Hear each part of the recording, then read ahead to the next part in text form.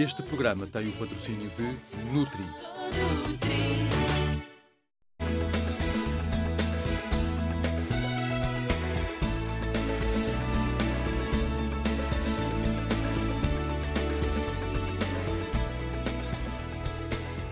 Olá, fico por aí para mais um Viva Saúde.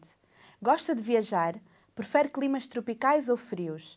Se pretende viajar em breve, este programa é mesmo para si. A trabalho ou em turismo, os países africanos recebem cada vez mais estrangeiros. E será que todos sabem que cuidados devem ter quando vão para este belo continente? Que vacinas devem tomar? Sabia que há a consulta do viajante? É sobre isso que vamos falar hoje. Convidamos o professor Jorge Atoguia, infecciologista e especialista em medicina tropical. Muito obrigada pela sua presença, professor Jorge Atoguia. Estamos cá hoje então para falar sobre a consulta do viajante. Que se trata? A consulta do viajante é uma área da medicina que lida com a saúde das pessoas que vão deslocar-se para áreas que não são aquelas onde residem habitualmente. A priori pensamos que são as áreas onde as pessoas poderão ter mais problemas de saúde e também as relacionamos sempre com áreas onde é mais fácil termos problemas de saúde, que são as áreas tropicais, mas a consulta do viajante não serve só para isso. Se nós nos deslocarmos, por exemplo, para fazer uma escalada de uma montanha, portanto, a questão do problema da altitude é um problema de saúde para o viajante e, portanto, a consulta do viajante tem razão de ser nestes casos. Da mesma forma que as pessoas que vão deslocar-se para zonas intermédias de risco, mas que vão fazer, por exemplo, vão ter atividades com algum risco, por exemplo, mergulho, ou vão viajar em meios de transporte para os quais não estão adaptados ou não estão habituadas. Portanto, aí também se justifica que haja um aconselhamento por parte de um especialista nesta área. Que especialista? Normalmente, como são doenças transmissíveis, aquilo que se pensa e aquilo que se pretende que se faça é ter especialistas na área das doenças infecciosas, das doenças tropicais e das áreas ligadas à saúde pública. Portanto, são as pessoas que vão lidar e que estão mais familiarizadas com os problemas de doenças infecciosas e transmissíveis. Um infecciologista, portanto. Um infecciologista, um tropicalista, uma pessoa especializada em saúde pública. Que é o que o doutor é. Sim, eu cubro duas destas áreas. Também é infecciologista. Exatamente. Doutor, e normalmente que doenças são essas com que as pessoas vindas de África costumam se queixar? Felizmente, as pessoas que vão à consulta de aconselhamento estão bastante mais preparadas para não trazerem nenhuma doença. Pois, mas que doenças podem obter caso pois, não... há várias que podem... Nós, quando vamos lidar com as pessoas que vão viajar para zonas de algum risco, portanto, quando recorrem à nossa consulta, há sempre 3 pontos que são fundamentais avaliar. O primeiro ponto é o próprio viajante. Quais são os problemas de saúde que ele possa eventualmente ter. E temos que saber quais são, como é que o está a tratar ou a manter e ver se nós temos que intervir em alguma destas circunstâncias em função da outra questão, que é o local para onde o viajante vai. E aqui é esta questão de ser ou não uma região tropical, ser ou não os Himalaias, ser ou não a Fossa das Marianas a fazerem mergulho, não é? Essa questão tem a ver com as condições que este viajante, com estas condições de saúde, vai encontrar no local para onde vai. Aqui pode se tornar mais difícil quando, em vez de ser o local, são os locais. Imagina as pessoas que vão viajar, por exemplo, para a Ásia e que vão fazer trekking em não sei quantos países diferentes, em que vão entrar em zonas de risco, por exemplo, para malária, mas depois vão voltar a sair. Isto torna a consulta realmente muito mais complicada, mas ao mesmo tempo mais aliciante. Não é? O terceiro componente, portanto, viajante local, é a interação que este viajante vai ter com o local para onde vai. E, portanto, são as atividades que o viajante vai ter no local para onde se vai deslocar. E é com estes 3 fatores que nós temos que avaliar o risco do viajante.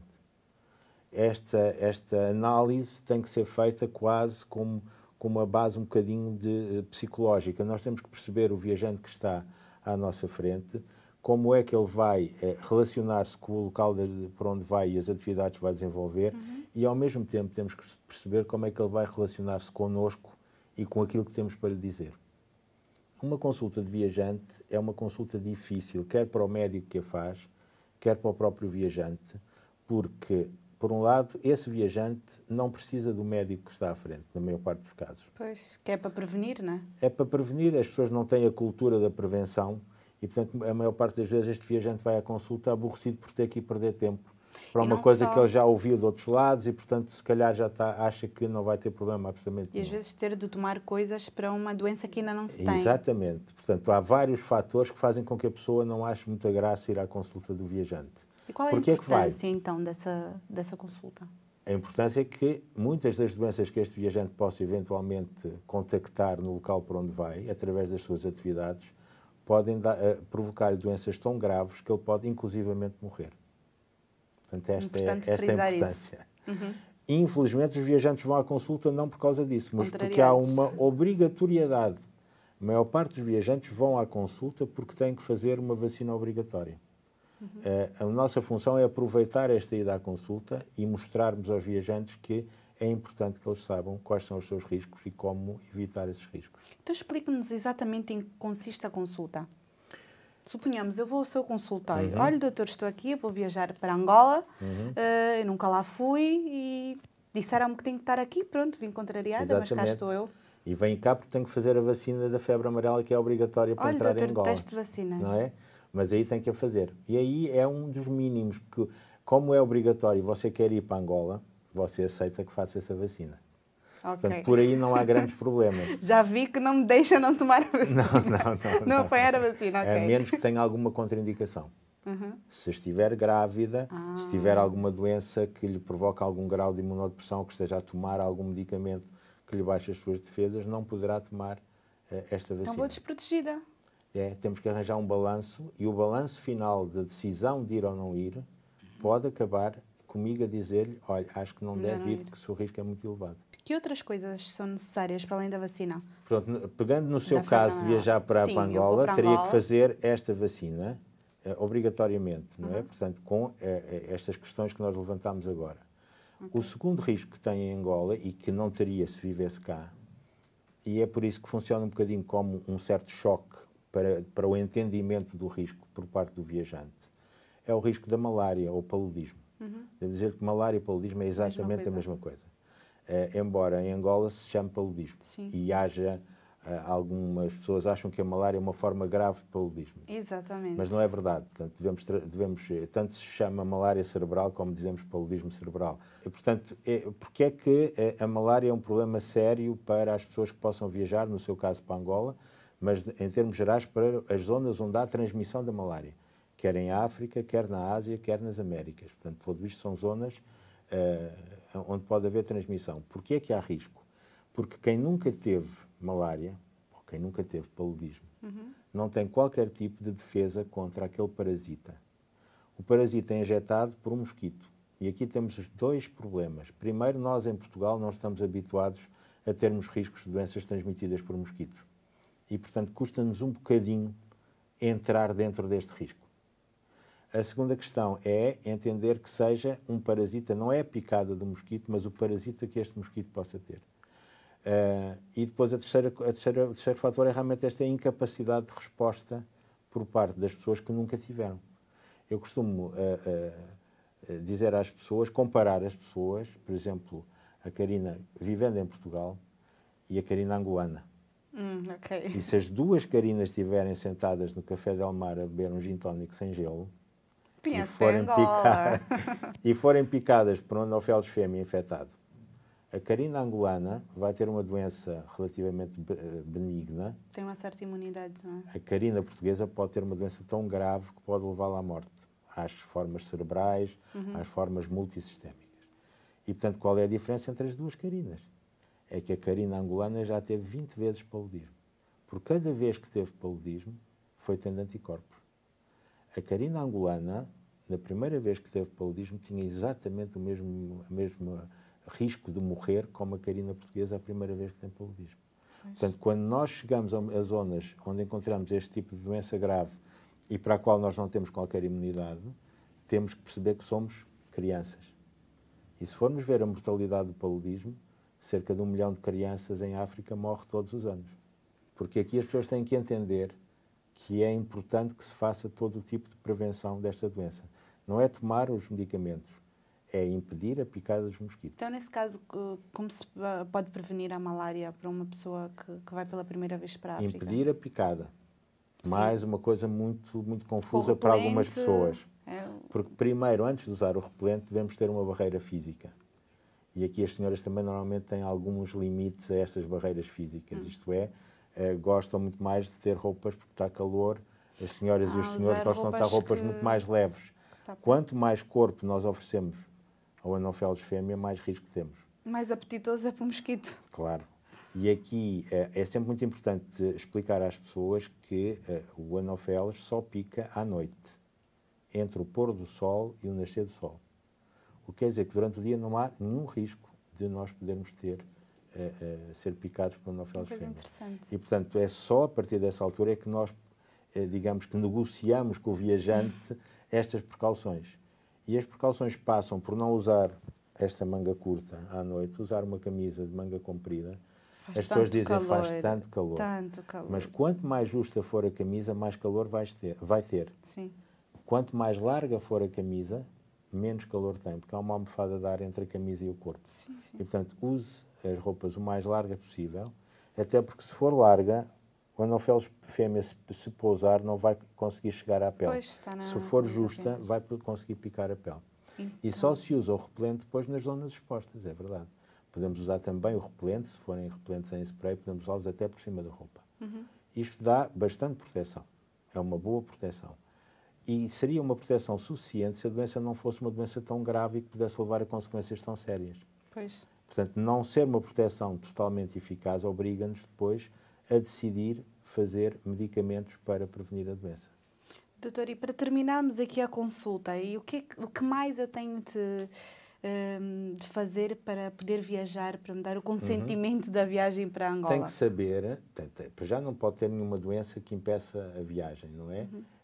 As pessoas nos extremos das idades, as crianças, as pessoas mais idosas, as pessoas que têm doenças crónicas, são sempre pessoas que nós temos de ter muito mais cuidado e avaliar toda a parte dos cuidados que têm que ter, da medicação que fazem, etc.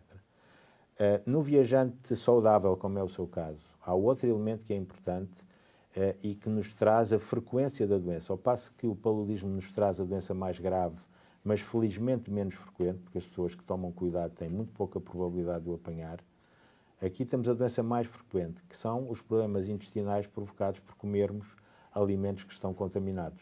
Muitos destes países tropicais têm problemas de saneamento básico, a água que sai da torneira não é água potável. Sim. E a partir daqui há um fenómeno dominó de contaminação de alimentos.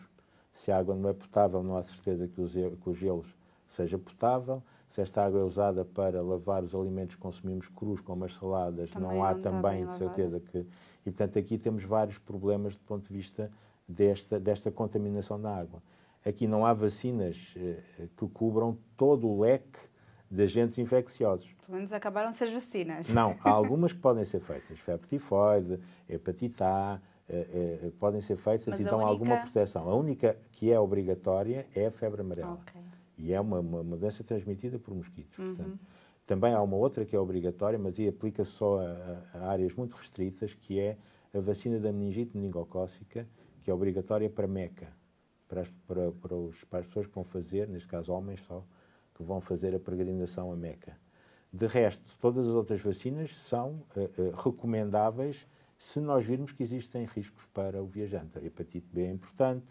Para Angola estamos a fazer também a vacina da poliomielite, porque a situação da poliomielite não está bem controlada neste momento em Angola.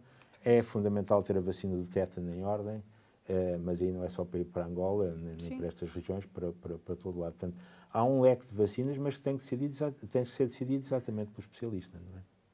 Ok, doutor, vamos fazer para já uma breve pausa para nos esgotarmos o tema. Fico com algumas informações acerca dos países que requerem mais cuidados. Não saia daí que nós já voltamos. Vamos olhar ali para a peça? Mais de 900 milhões de viagens internacionais são realizadas a cada ano. 51% destas destinam-se a lazer e 15% são efetuadas com fins profissionais. Podem representar vários riscos para a saúde e alguns fatores podem ser determinantes na transmissão de um problema grave.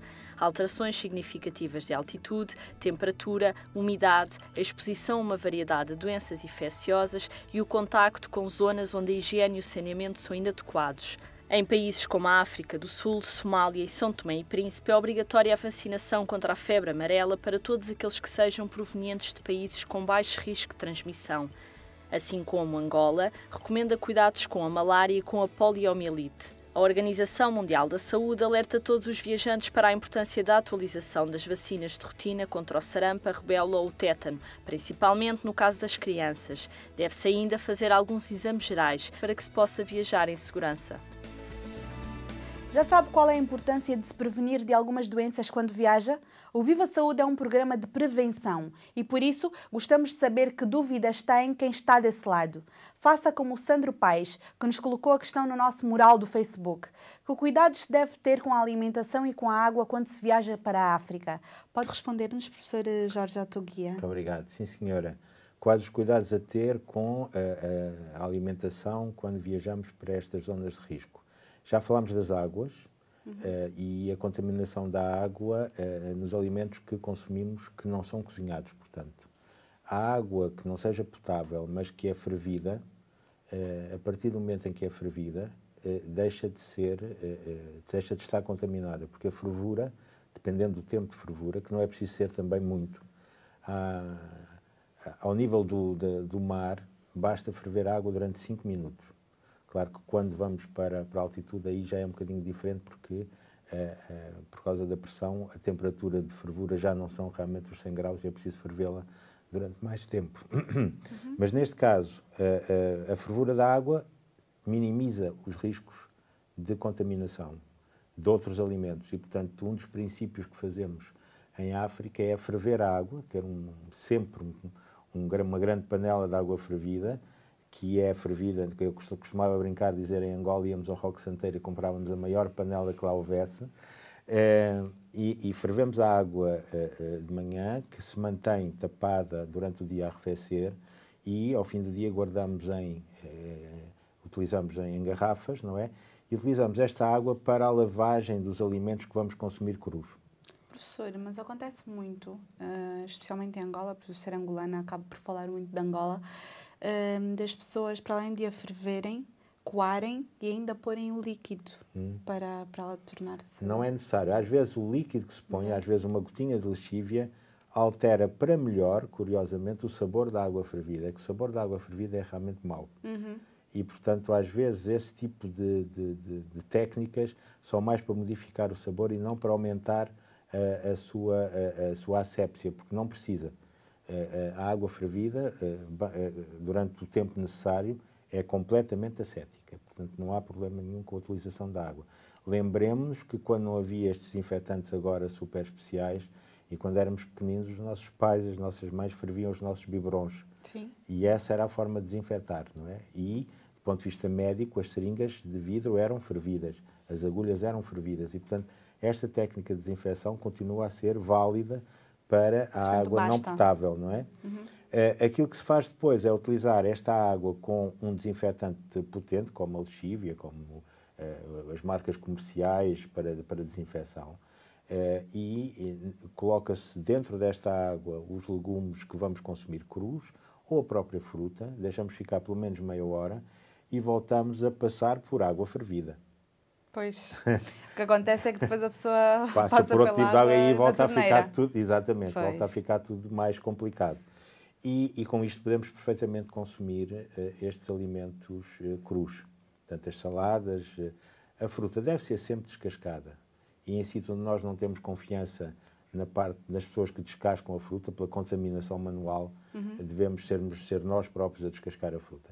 Sem grandes exageros, é evidente, se nos trouxerem um mamão cortado em talhadas, não é? Aquilo foi a mesma faca que o cortou, portanto não há nenhum problema em especial, não é? Mas com manipulações muito mais finas, a salada de fruta, etc., pode haver algum risco em locais onde nós não tínhamos confiança. Depois há um outro problema que está associado já aos alimentos cozinhados, que é o problema da degradação de alguns alimentos, da sua qualidade e com o aparecimento de bactérias que possam contaminar depois o próprio alimento. Isto acontece em qualquer local do mundo. Se nós comermos um risol com camarão estragado, obviamente que em qualquer local do mundo vamos ter uma gastroenterite aguda com manifestações febris, dores musculares, etc. Nas regiões tropicais, e em África pior sobretudo, por causa do calor, não é? Exatamente, é mais quente e mais úmido e, portanto, esta degradação é mais acelerada. Por outro lado, e aqui é marcar sempre a grande diferença entre as pessoas que vêm de fora e as pessoas que já lá estão, as pessoas que vivem nestes países têm uma flora intestinal mais adaptada ao grau de degradação daquele alimento. É preciso estabelecer essa diferença. Quem lá vive tem imunidades. Exatamente. Quem vem de fora não tem. Portanto, absolutamente. Terem atenção, ter cuidado. E porquê é que é difícil estabelecer essas diferenças? Porque esse é um dos grandes problemas da consulta do viajante para a África. E sobretudo para a África portuguesa. E sobretudo para Angola, curiosamente. Porquê? Porque quando nós viajamos para zonas onde nos vamos sentir sempre estranhos em terra estranha, se você for a países asiáticos, onde não se fala a nossa língua, se for a países árabes, onde não se fala a nossa língua, sentimos sempre isolados e somos sempre estranhos. Quando viajamos para os nossos países de expressão portuguesa, em 15 dias nós estamos angolanos, estamos moçambicanos, estamos guineenses, percebe? Portanto, rapidamente nos adaptamos. Falamos a mesma língua, comemos o mesmo tipo de comida e, portanto, rapidamente pensamos que fazemos parte daquele grupo. Não. Somos sempre diferentes. Sempre. Exatamente. E, portanto, temos que ter, sobretudo do ponto de vista da nossa imunidade, somos sempre diferentes. E é aí que devemos ter a nossa prevenção. Saber que, da mesma forma que somos diferentes, se vierem um amigo nosso sueco e se formos almoçar agora aqui a um restaurante onde vamos todos os dias. E ele pode ter realmente uma gastroenterite porque a flora intestinal dele não está adaptada àquilo que nós temos cá. Há bocado estávamos na nossa consulta e o doutor não acabou de me fazer a consulta. Eu preciso de ir para Angola. É assim, vai para Angola, vai viajar, é preciso saber, no seu caso, eu aflorei o mais importante, as vacinas obrigatórias, a prevenção da malária e as doenças por águas e alimentos. Sim. São estes os três grandes grupos de doenças. Depois, a farmácia do viajante. O que é que deve levar para Angola? Eu aqui tenho opiniões muito diferentes da maioria das pessoas que acha que deve levar o máximo possível. Um bocado de tudo. Do meu ponto de vista, é um erro. Devemos levar aquilo que sabemos utilizar e não aquilo que pedimos ao médico de família, porque os amigos disseram que é preciso transportar e levar este antidiarreico, e levar um antibiótico, e levar um anti-inflamatório, e levar... Não, devemos levar aquilo que nós sabemos utilizar.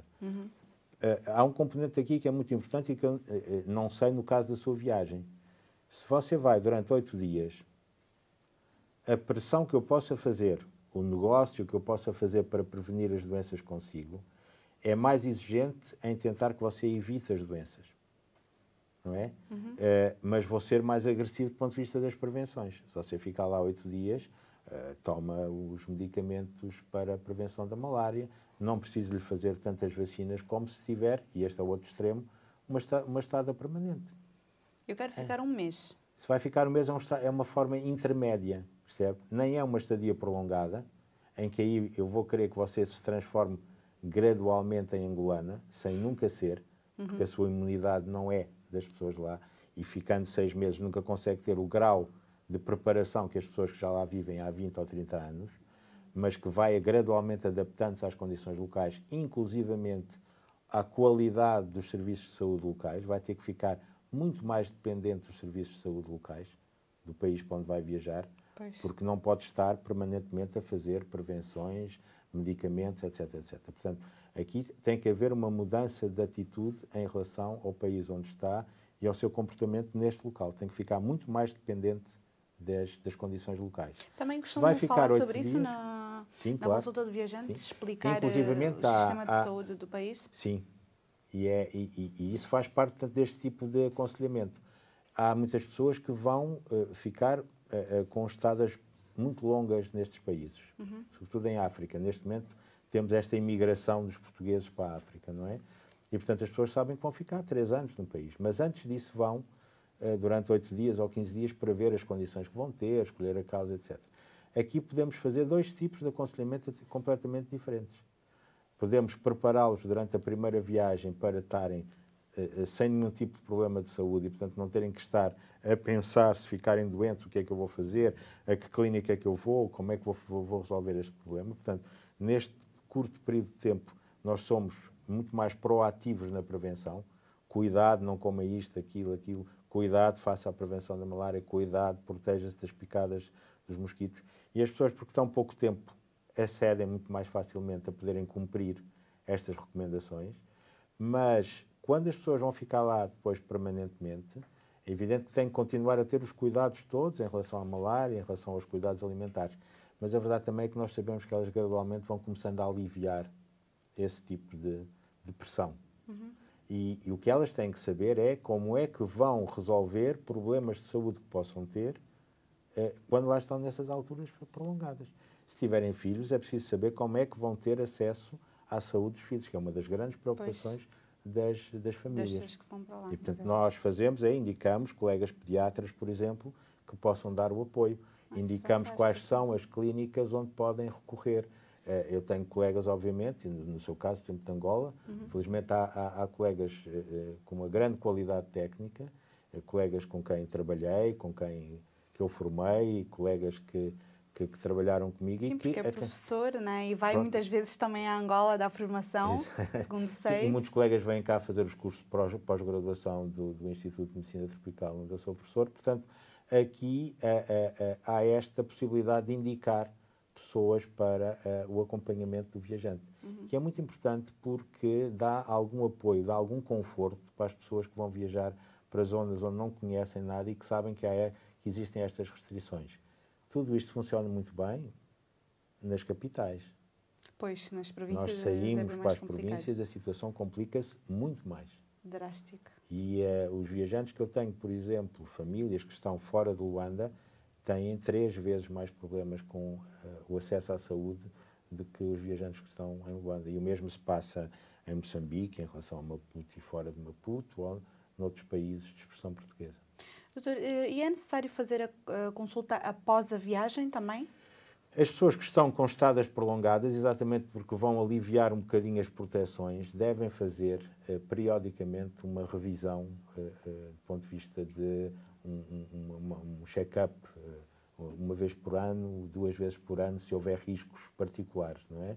As pessoas que vão durante pouco tempo e que não aconteceu nenhum problema, no seu caso vai um mês, mas durante o mês cumpriu religiosamente tudo aquilo que eu lhe disse e não teve nenhum problema de saúde enquanto lá esteve, não há grandes necessidades de estarem a fazer consulta de pós-viagem. Muito obrigado pela sua presença e sabemos que vamos tê-lo novamente aqui no nosso programa, portanto fica a aguardar. Muito obrigado, eu. Gostava de convidá-lo a estar presente no próximo programa. Como sabe, os nossos programas estão todos no YouTube e pode acompanhar todas as novidades no nosso Facebook. Temos recebido alguns comentários e sugestões, mas ainda estamos à espera do seu. Agora, anote o mais importante sobre a consulta do viajante. Quem vai viajar deve procurar um especialista em saúde pública, como um infecciologista ou um tropicalista. É assim necessário avaliar o estado de saúde do viajante em função das características do destino. O tipo de viagem, as atividades que vão ser efetuadas também deve ser considerado. A vacinação é essencial nos países tropicais, já que quem nunca esteve em contacto com algumas doenças tem uma imunidade mais baixa. Deve-se ainda ter cuidado com os problemas intestinais, muitas vezes provenientes da contaminação de alimentos e da água, que pode ser fervida de forma a desinfetá-la. Os grupos que requerem maior cuidado são as crianças, os idosos, as grávidas e quem é portador de alguma doença. A prevenção é o mais importante, por isso não se esqueça de consultar o médico antes, durante e após a sua viagem. O programa de hoje termina aqui, mas vamos voltar com o professor Jorge Autoguia no próximo Viva Saúde. Curioso? Deixo o encontro marcado para a próxima sexta-feira. Até lá, estamos consigo toda a semana através do nosso blog. Visite-nos e veja toda a informação que temos para lhe oferecer. Viva bem, viva saúde! Sou Fernando Vieira Dias, antigo futebolista do Benfica. Tenho um conselho para si. O pequeno almoço é a refeição mais importante do dia.